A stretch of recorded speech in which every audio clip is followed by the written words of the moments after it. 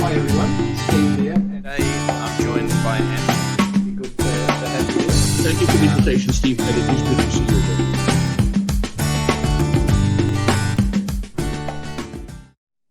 Hi everyone, Steve here from RSM, and welcome to our latest chapter of our Coffee Conversations series. Today gives me great pleasure to be joined by Dr Toby Ford. Welcome, Toby. Really good to have you here. Thank you, Toby is the CEO and founder of the Ford Health Group. And Toby, as I mentioned earlier, this is all about having a casual chat over a coffee. So tell me, what's your coffee of choice? What are we drinking today? I've got a flat white, straight up. Very good, Yeah, excellent. yeah. And I've Simple. Yes, simple is good. Yeah. Simple is always good. And I've opted for a piccolo from our good friends downstairs at the Hideout. So anyone who wants a great coffee, the Hideout here is exceptional.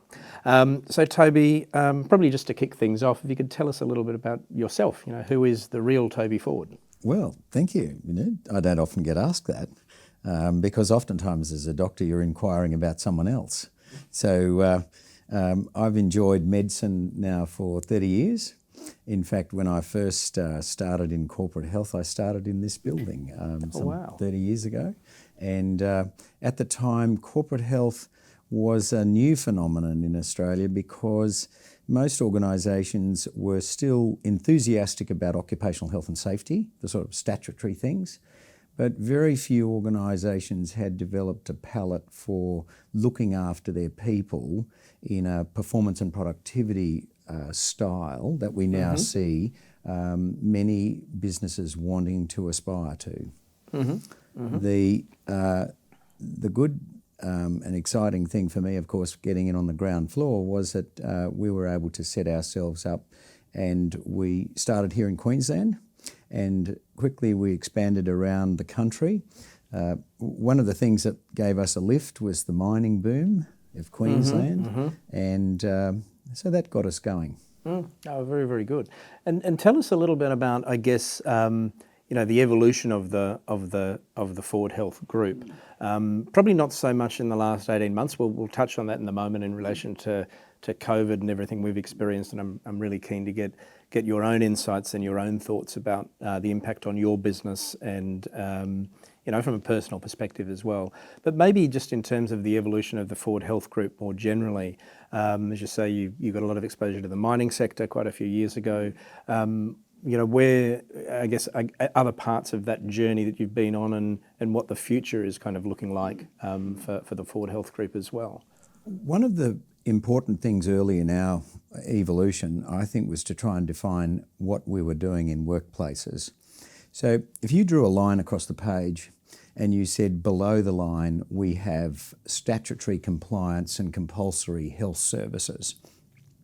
Most organisations, your firm included, would be aware of pre-employment medicals, return to work, accidents, illnesses and investigations, rostering, particularly shift work rostering, clean air, clean water, clean light, common law, the workers' compensation system. So these are all embedded in most organisations to the point where the health professional contracts with the employer to look after the employee.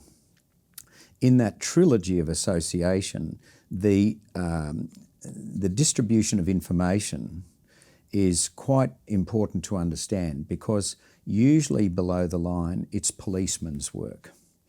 Policing what is safe, what is duty of care, what a business must do, or otherwise a business would go to jail.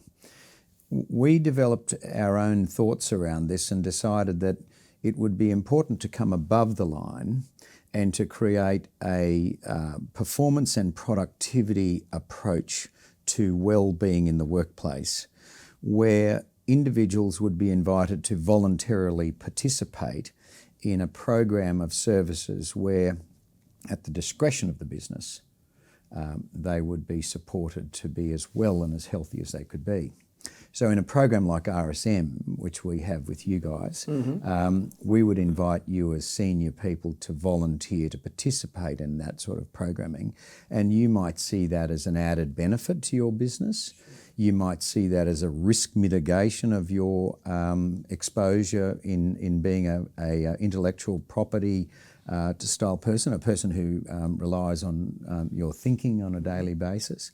But having said that, organisations that are engineering businesses, mining companies, finance sector, IT, we've pretty much gone across all lines of business now to talk to an organisation about how they might look after their people, their greatest asset. There's been that old story, the single greatest asset goes home in the lift every night. I think it's very true. Burrowing into the individual, such as yourself, if you think about your health as an asset, not a corroding liability, then some days you'll know from a performance perspective that you might be trading insolvent with your health. Therefore, it might influence the way you look after your clients, might influence the way you communicate with your staff, it might influence a whole range of things. So health for us has become the first step. Over time, we've started to talk to people like yourself and others about being well. So being well is not the absence of being ill, but being well is actually a structure, a construct where you say to yourself, I'm doing the best I can with what I've got. But COVID in particular, and a recent shift in how you and I as individuals in our society might look upon our health as important to us, has lifted up the new era for resilience. So we've gone from just straight health into well-being, now into resilience. And I think resilience, of course, was severely tested during COVID. And that provides an excellent segue, I think, Toby, because certainly if we wind the clock back 2 years, I guess that's when we first started hearing about this, virus that started appearing in Wuhan in China. You wind the clock forward a few months, and it hit Australian shores, I think, in January, February last year, that we've seen so many different impacts, across businesses, across our personal lives, those sorts of things. Could you share with us, some of the challenges that you've had to deal with, maybe at a personal level, but certainly from a corporate level in terms of your business as well, over the last 12 months, 18 months or so? Look, I think we were very similar to lots of small businesses. So we're a national-based firm. We have clinics around Australia. We do the capitals, but we also do provincial cities like Port Macquarie, Wollongong, and Rockhampton and Townsville. So these are the provincial houses that rely or create our country as it was, which is quite decentralised. So like everybody else, I can remember on about the 1st of March receiving a call from one of my children, my son who was in London, who said, I'm really quite sick, Dad, and so's my partner, quite sick. We're not sure what we've got, but we're quite sick. We've just been away skiing and we've just got back from Europe and we're quite sick. And my brother was quite sick as well. So I suddenly became personally aware that there was something going on that was pretty big. As a doctor, I was quite amazed that in a short period, how quickly our society responded to this pandemic. And we had a business that was basically face-to-face. Everybody we saw literally in the clinics. So 15 days later, we weren't seeing anybody. So we went from 100 miles an hour to 0. And I can recall quite personally how distressful that was for me, because we had a lot of staff, a lot of people and a lot of mouths to feed. But within 15 days, we had ripped out 2 clinics and started 2 tele-health film laboratories. We switched across to tele-health. We went to our clients and said, you can't see us at the clinics, but how about we reach out to you and see how you're going? Some of our clients had always been on Australian soil, and very quickly they were inviting us to look after their staff who were offshore. So the expatriate community became our new market. And never before had I thought that we would be reaching out so quickly to these people. But the benefit of Zoom and the benefit of Teams, and suddenly you're in my TV screen and I'm asking you about your cholesterol and I'm checking on your mental well-being. So we found that, like many, we had to adapt. On the subject of this, I think there's two key things to say that we learnt. The first one is we saw that when COVID hit most of our client businesses, that some people immediately on hitting the COVID event went down and then came back up again. So we called them our early adapters. They really sprung back very quickly. Another group took a little more time, 3 months, 4 months. We called them the late adapters. And then a third group were what we call the non-adapters. And the non-adapters were people who were quite, at times, stoic and dogged in their belief systems that nothing was going to change, so therefore they didn't have to change, or everything had changed, therefore they couldn't change. So across workforces, it was very quickly apparent to us that some organisations had high percentages of early adapters and some organisations had high percentages of non-adapters.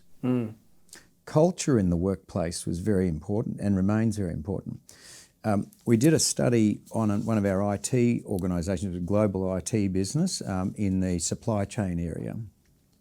And what we discovered was they were hiring, I think they hired 25% of their people from home, sight unseen, for a business that was just exploding because of COVID. And I recall sort of thinking about this and I thought, what's going on here? And what was really happening, which I think you'll probably have even noticed in your own business, is that many of the staff were coming to work each day because work was quite stable. So we developed a thought that was that workers were turning to their workplace as a stable sovereignty.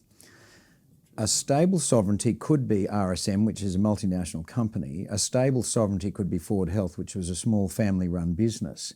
But the sovereignty reliability was very high. And while families were struggling with COVID, while perhaps communities were struggling with COVID, and as you know in Queensland here and around Australia, we've had Victoria's experience, New South Wales' experience, all quite different. The nation was struggling, but the single most valuable observation was that work was very, very important. It's why JobKeeper was ultimately a success story in my mind. So within the stable sovereignty of your workplace, culture becomes valuable because if you can incite a sense of belonging, then people will turn that into, you are making me feel that I am something worthwhile.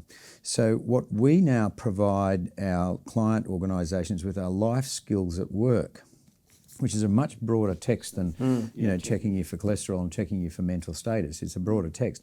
But in return for life skills at work, what we now see is the offering back of discretionary effort, innovation and ingenuity, which of course are the engines of organisations surviving and prospering post a disaster like COVID, but also our agricultural clients.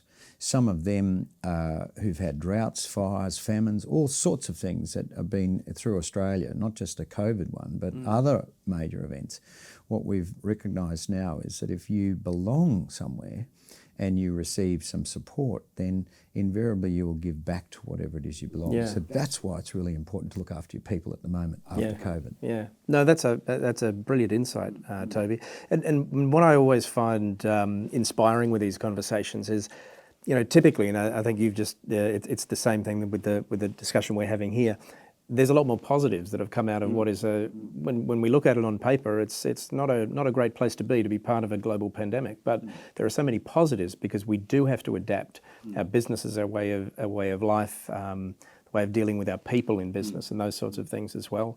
No, I really appreciate that. Have you got maybe if I just ask if you just a couple of final words that you might have just in terms of some of the learnings I think that we can all take out of this, in focusing really on the positive experience as we hopefully move into maybe the post-COVID world, as our vaccination rates are increasing, which seems to be a very pleasing trend, allowing us to return to some semblance of normality, whatever that is. But any sort of final words that you've kind of got for us on that side? Look, I think one of the important things is mental health. We would be fostering in our programs now positive mental health. That's a construct which is around how to support individuals so that they might work through in their own way how to be healthy, how to be well, how to actually engage with others in a positive structure. EAP, Employee Assistance Programming, across many organisations is incredibly important because it's picking up the negative mental health that's swept through and we've heard in organisations. But our positive hope for the future is that positive mental health and wellbeing is something that we can go out into businesses as individual enterprises and start to develop that. And in return for developing positive mental health and wellbeing, we of course incite performance and productivity and gains for the individual. I think for us, the single greatest legacy that an employer can give an employee after he or she hands back the security card, the uniform and the trappings of their enterprise, single greatest legacy we can give a person is their health intact, physically, medically, mentally and spiritually. So what I think is moving now is that organisations are increasingly processing this and saying, okay, if we can give back something to our people, then our people will give us something in return.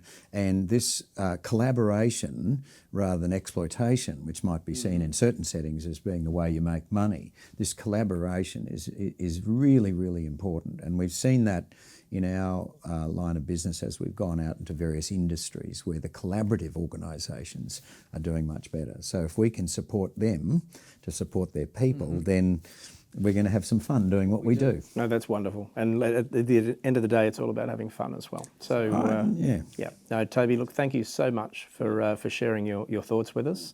Thank you all for joining us once again, and I'm sure you learned some great insights there from Toby. And if you want to hear any more around that, please don't hesitate to come back to us. So until next time, take care and stay safe. Thank you.